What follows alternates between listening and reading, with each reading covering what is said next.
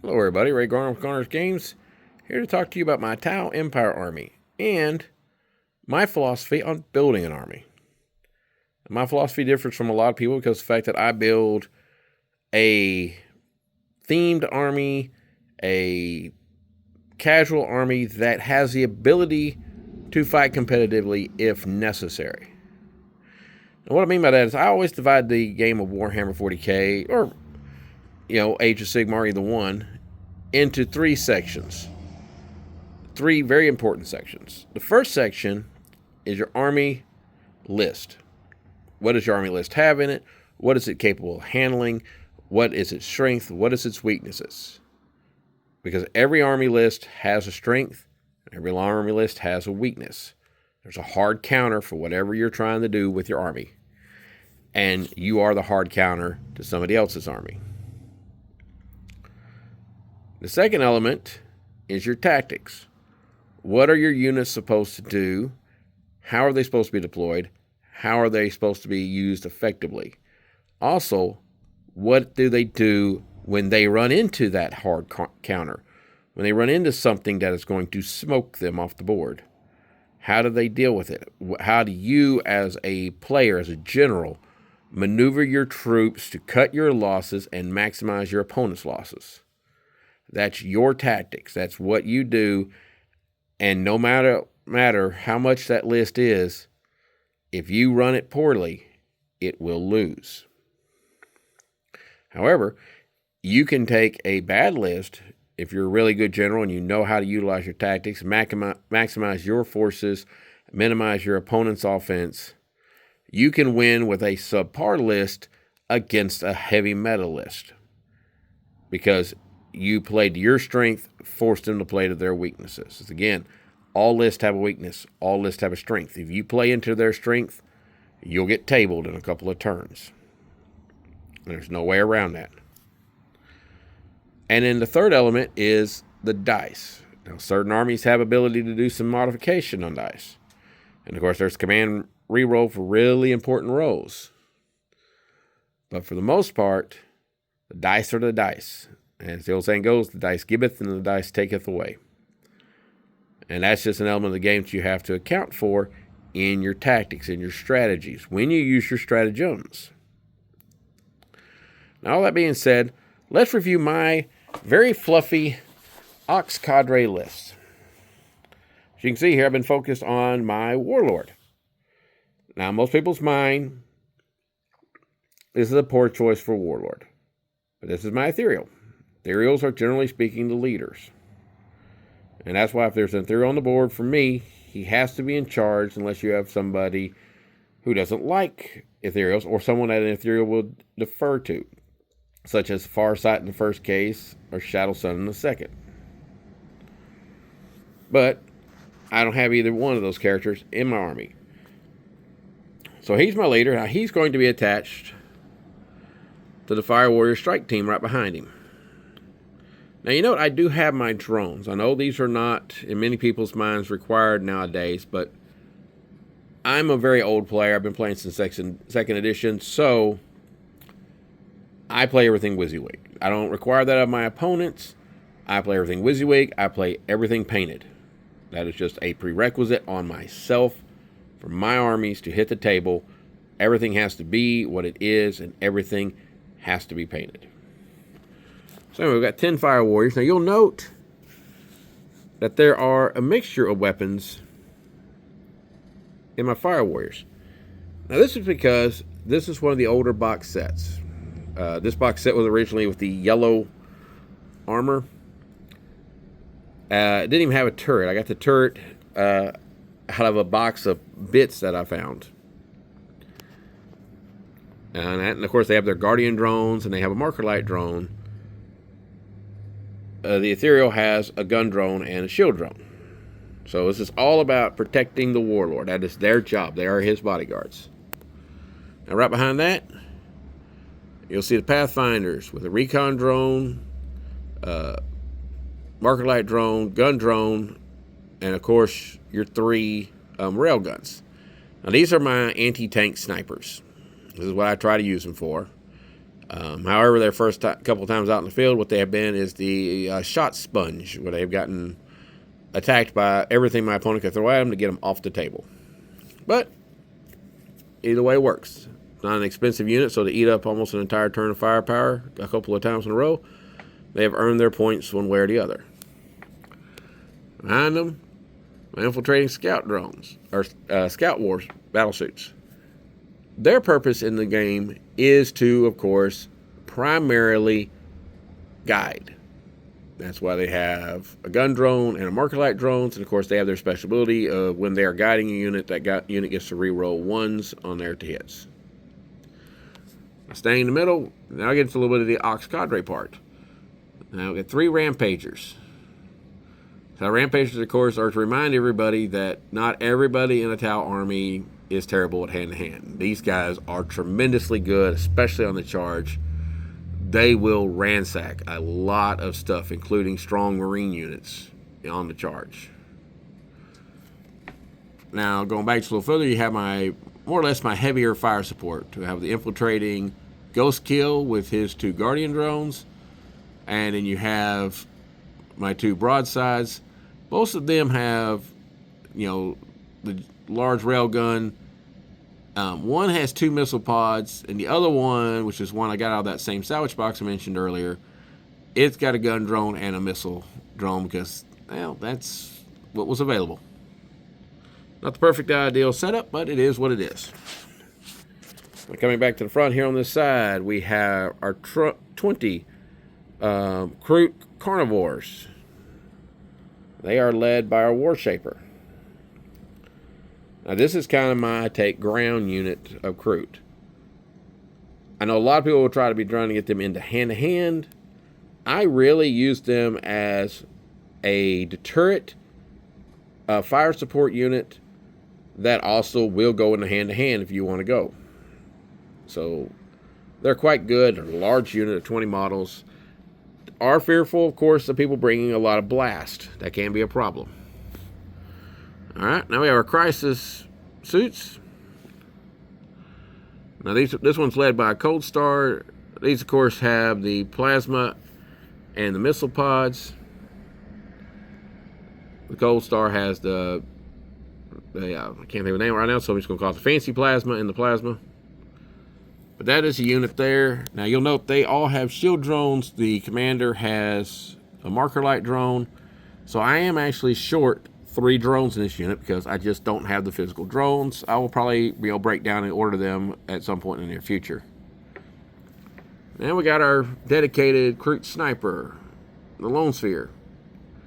I have really enjoyed using him to especially try to pick off lieutenants that are leading Space Marine units.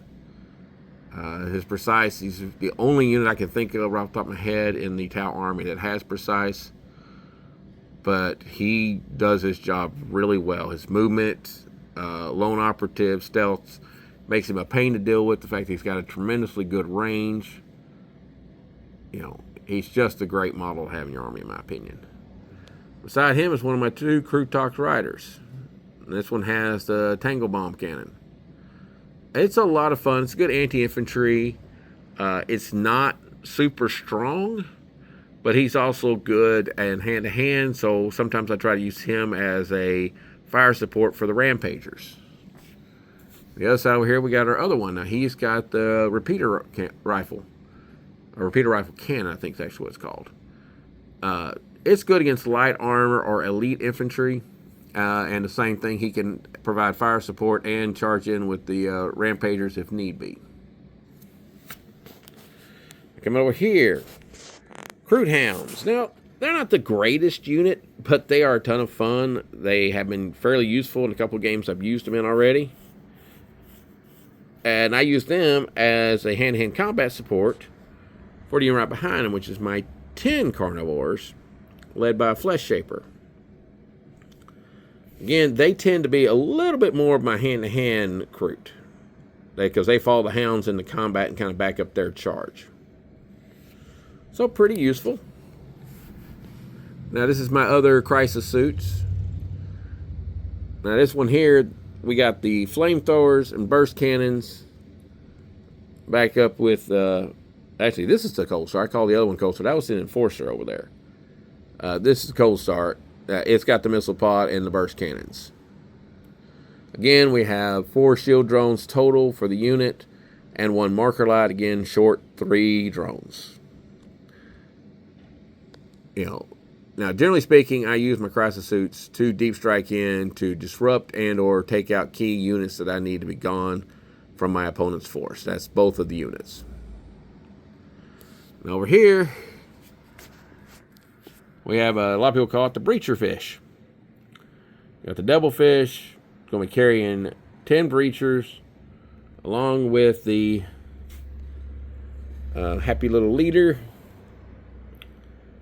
Now this unit's also short a drone, just because I physically ran out. But they get the marker light drone and they have 2 gun drones. Wouldn't mind adding a shield drone if I can get an extra shield drone at some point in the future. But, the devilfish is a big threat, so people try to take it out right away. So to escort it, I have 2 fusion-armed piranhas. Now, fusion-armed piranhas, they're basically designed to fly up, take out opposing people's vehicles as quickly as possible, and to distract from people destroying the devilfish. That's their primary purpose. Oh no, not counting drones.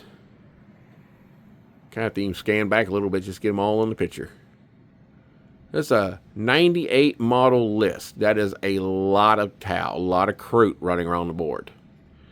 It breaks up to a lot of units, so when people have a unit that is designed to hammer down one unit, and they have the choice of shooting 3 Rampagers, or a Kroot Rider, or 10 Kroot Hounds, or a single broadside, it tends to take away because they don't have that mega unit to really focus their firepower in. So anyway, this is my 2,000 points, fully painted, all camo Tau army. It's been a lot of fun. I ran it in my leagues, what I built it up during. And it's just a lot of fun. Now we're going to start talking about my philosophy really on building an army. All right, so my philosophy on building an army is don't chase the meta. There's a lot of people out there who chase the meta. If you're going to a big tournament, then by all means, chase the meta. You're going to need it when you get to that tournament. But for most players, the vast majority of the time, you might play in a local tournament once or twice a year. You may play in 1 or 2 big tournaments in your lifetime of playing the game. If you're not one of the people who tries hard to do tournament scenes. So, what I want to talk about is the rule of cool and the rule of effectiveness. Rule of cool is coolest looking model. You like the model, you buy the model, you paint it, you put it in your army. The rule of effectiveness is how good is that model right now in the current battle situation. And here's the thing. Sometimes your favorite cool model may not be the best effective. There may be something better for the points. It would be better spent to focus, say, on building up a Tau mech suit army and just going full-on crisis battle suits with riptides and ghost kills and broadsides, and ignore a devilfish, ignore the Kroot especially. But where's the fun in that? The fun in this game is the assembling. It's the painting. It is the playing of the game. Playing against your friends, playing casually. Yes, winning as much as you can, but not being upset when you lose because you've had a good time playing the game. For me, I have no more fun tabling somebody on turn 2 than I do getting tabled on turn 2. And I'll be honest with you, I spend more time painting an army than I ever do playing an army. This army right here has, rough guessing it, let's see. I would say 50, 60 hours worth of painting in it. And I'm really quick on my painting, so I'm able to crank out units in a hurry. And I may be underestimating. It may be closer to 100 hours of painting. I have 5 games under my belt, totaling probably actual play time 12 hours. So I got a long way to go to ever have this army on the field anywhere near as much time as I have spent painting it, much less adding in assembly and priming and, working on my list and deciding what fits, what doesn't fit. And like one of the last things I did was I had, a little over 90 points left. So I was arguing between, a second Lone Sphere or a second broadside. I went to second broadside because I like the broadside. So that was as simple answer as that. Like the broadside is one of my favorite tile models.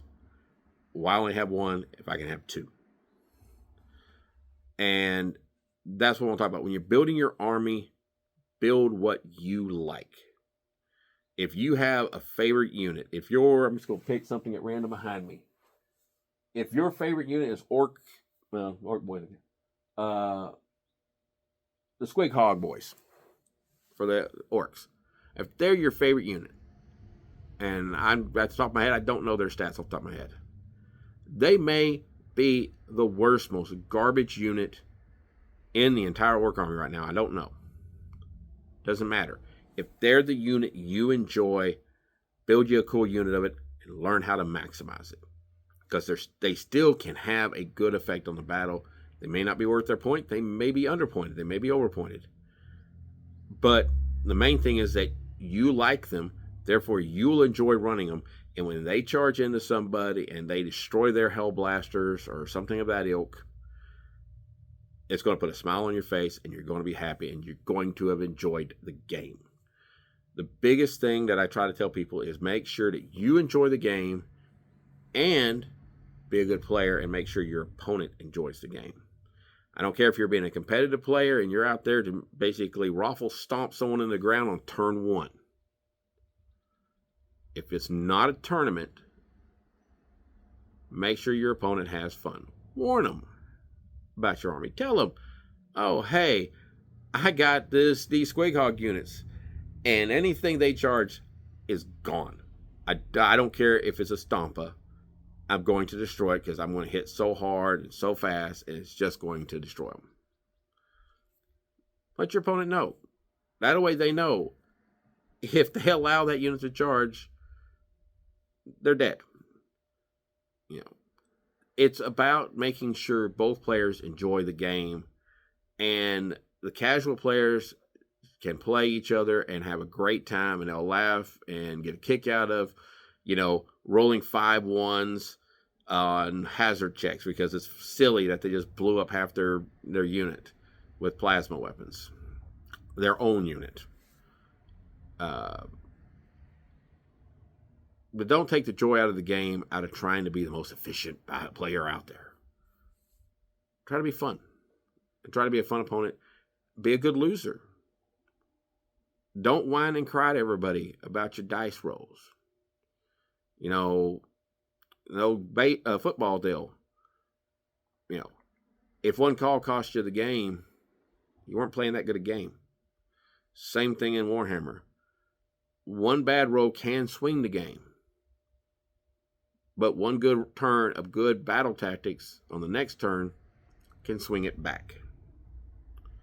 If you get snowballed, 9 times out of 10, it's not actually the dice that did it. It's you not responding to the bad situation. Sun Tzu's Art of War. No battle plan survives engagement with the enemy. That's the truth. You can have the greatest laid plans of mice and men. If I know your unit of Squig Hogs need to charge, and the moment you move close, I have my whole army just give up their positions and run away, I've denied you the charge. Your unit has been effective. It has moved my stuff. I've been moved out of position. But I moved out of position not to get charged. Therefore, I've denied your army's ability to do what it needs to do. Even if I'm getting worse shots because I moved and my heavy weapons aren't getting their bonuses, but my heavy weapons aren't getting charged. So hitting on 4s or 5s this turn, rather than getting hit by squig hogs, it's going to change. That's me compensating for the battle situation. And that's what you need to do. It's learning how to play the game and learning how to maximize your unit. Don't have your flamethrower unit, your Infernus Marines, walk headlong into Hellblasters. They'll die. They will never get to use their flamethrowers because Hellblasters will take them off the table. Use cover, block line of sight. Give up a turn of shooting if you have to not lose models. But most of all, think about how to make your army win no matter what you're fielding. And that's going to be the important thing. And also to run your army where you have funds. If you sticking with the orc theme, if you want a whole bunch of red vehicles and you're going to go fast, then do it. Doesn't matter if the meta says this sucks. It's irrelevant. Because here's the thing. Every 3 months we get a data sheet update. It changes the points. It changes what's meta. It moves things around. We get new rules. Right now we have the DACA thing that came out that, is being very powerful. We had the changes on deep striking where you can't do the 3-inch deep strike. Now you can only do a 6-inch deep strike. And guess what? 3 months from now, we're going to get a new update. And about 1.5 years from now, we're going to get a new edition, which is going to be a whole nother set of changes. You may still be painting the army you're working on right now. If you're not a super fast painter, you probably will be still painting. And even if you're not, you'll be painting a new army by then, or an extension onto your existing army. There's always growth in Warhammer. I have a retarded amount of models in my armies. I have just ridiculous amount of Space Marines, and they're all fun, they're all a blast, and they're all different. But build your army the way you want to. And if you want to build a Kroot army with a little bit of Tau support and get into hand-to-hand and try to take on orcs in hand-to-hand, it's for the greater good. Do it. If you want to build an orc army that sits back and shoots, which up until the DACA set has been totally crazy in most people's mind, now all of a sudden you look like a genius if you've been building Shootaboys and Ludas and stuff, because now your army shoots like crazy. Next update, Sustained Fire 2 on that may go to Sustained Fire 1. It may go away completely. We don't know. Build the army you like. Paint the models you like. Enjoy the hobby. And enjoy the game. That's my big take on it. I hope you like the looks of my army. I spent a lot of time getting these painted up. I wanted to do this video for a little bit now, just to kind of give everybody, my philosophy on Warhammer. And this is for Age of Sigmar, for Kill Teams, for 40K, Battlefleet Gothic, if you know what that is. Necromunda, Mordheim, all of them. Play what you enjoy. Remember, first and foremost, the first word in that company is Games Workshop. And games are meant to be fun. Don't stress out about it. Don't freak out when you lose. And don't rub it in your opponent's face when you win. Be a good player. Enjoy the deal. It's for the greater good. And as I always like to say, the Emperor protects. See you next time.